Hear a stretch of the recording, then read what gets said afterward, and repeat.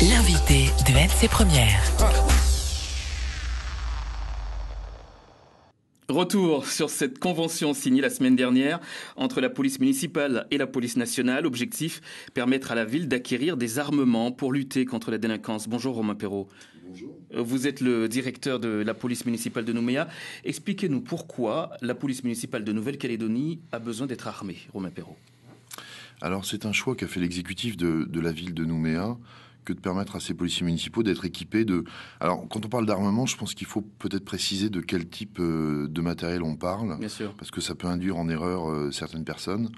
Il s'agit de matériel de défense et de protection, ce qu'on appelle dans le langage policier des moyens de force intermédiaires. Il s'agit de bâtons de police, les tonfas. Il s'agit de lanceurs de balles de défense qu'on connaît plus communément sous l'appellation de flashball. Il s'agit de pistolets à impulsion électrique qu'on appelle également plus communément les tasers. Donc il ne s'agit en aucun cas d'armes létales, de type revolver 38 spécial ou Six Hour 9 mm. Mais il n'en reste pas moins que ce sont des armes puissantes. Alors ce sont des armes qui sont destinées à permettre aux policiers d'intervenir en tout temps, en tout lieu, en parfaite sécurité, et de ne pas différer une intervention en attente de renfort, parce qu'on n'est pas assez nombreux ou on est sous-équipé pour pouvoir intervenir en toute sécurité. L'objectif de l'équipement des policiers municipaux, il est là. Leur permettre d'intervenir à tout moment en toute sécurité. Ce sont des armes puissantes ? Ce sont des armes qui permettent effectivement de repousser des agresseurs, notamment le flashball qui projette une balle en caoutchouc à très forte vitesse, donc avec un impact non négligeable. Mais encore une fois, il s'agit de matériel de défense et de protection puis qui s'utilisent dans un cadre très précis qui est celui de la légitime défense. Ce sont des armes qui peuvent être très dangereuses, on peut le dire. C'est pour cela qu'une formation est nécessaire aujourd'hui. Effectivement, les policiers municipaux ne seront dotés sur le terrain qu'après avoir après avoir obtenu une habilitation nominative du Haut-Commissaire de la République, laquelle sera consécutive à des formations d'habilitation qui sont dispensées par l'école de la police nationale. Il s'agit des mêmes formations que celles qui sont dispensées pour les policiers nationaux et qui permettent de sanctionner pour les stagiaires une maîtrise technique de l'arme et puis également une maîtrise des conditions juridiques d'emploi. Combien de temps va durer cette formation ? Alors ça dépend des armements. Pour le tonfa, par exemple, c'est 4 jours. C'est suffisant, 4 jours pour maîtriser une telle arme Voilà, 4 jours de formation initiale et ensuite il y a une obligation de 2 formations par an afin que le formateur puisse s'assurer que la maîtrise technique de l'arme est toujours là et puis qu'il y a également toujours une parfaite compréhension du cadre juridique d'emploi.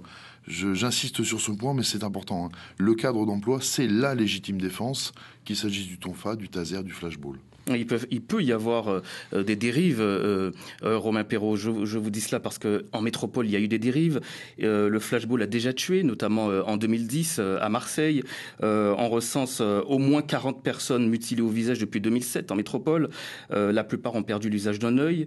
Et la liste ne cesse de s'allonger. Comment éviter aujourd'hui ce genre de dérive en Nouvelle-Calédonie ? Alors, je préférerais parler de conséquences d'emploi plutôt que dérives.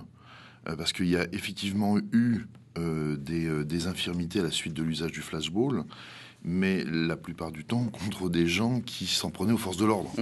Le meilleur moyen de ne pas être blessé, c'est de ne pas s'en prendre et de ne pas s'attaquer aux policiers. Voilà. Le flashball, la balle peut effectivement causer des lésions. C'est pour ça qu'il y a des distances d'emploi qui sont préconisées.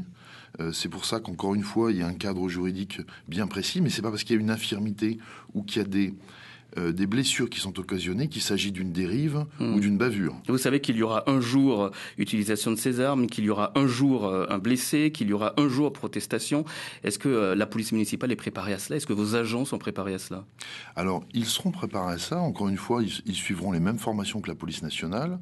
Ensuite, sous le contrôle de l'autorité judiciaire, l'usage de ces armes se fait dans le cadre de la légitime défense. Si un jour il devait y avoir contestation, ce sera au procureur, à l'autorité judiciaire, de diligenter une enquête afin de vérifier si les conditions de l'usage de la force par les policiers municipaux ont répondu ou pas aux conditions de la loi. Il y a environ un mois, Romain Perrault, 2 policiers de Nouméa comparaissaient en correctionnel pour utilisation abusive de la bombe lacrymo. Là, on en est à la bombe lacrymo. Ils ont été relaxés, certes, mais les experts disaient qu'il y avait un vrai problème de formation des agents municipaux sur ce type d'armes. Voilà, on revient à nouveau à la formation. Est-ce que la formation j'en reviens aussi à ma question, est suffisante aujourd'hui, cette formation de 4 jours pour une arme non létale, certes, mais une arme qui peut être dangereuse? Écoutez, pour avoir dirigé l'école de police de Normandie il y a quelques années, je connais bien les dispositifs de formation. Les formateurs de la police nationale qui vont délivrer les certificats d'habilitation prennent un engagement tout à fait personnel, c'est-à-dire qu'ils apposent leur signature, ils estiment que le stagiaire a la maîtrise technique de l'arme. Si c'est pas le cas, et c'est déjà arrivé par le passé à plusieurs reprises, le formateur ne délivre pas le certificat d'habilitation. Donc je pense qu'il faut pas de vouloir créer de polémique sur l'équipement des matériels pour la police municipale. On s'inscrit dans un cursus de formation qui est extrêmement normé, qui a fait l'objet d'une validation au niveau de la police nationale par l'IGPN, la police des polices. Il y a des dizaines de milliers d'interventions qui sont conduites chaque année par les 2 polices. La police sera armée à partir de quand? Alors, dès que les formations d'habilitation seront terminées, le haut-commissaire pourra délivrer aux agents une habilitation nominative. Et à partir de ce moment-là, on espère donc fin d'année avoir les premiers policiers équipés sur le terrain, là encore pour conduire les interventions en toute sécurité. Romain Perrault, directeur de la police municipale de Nouméa, vous restez avec nous, on vous retrouve à partir de 7h10.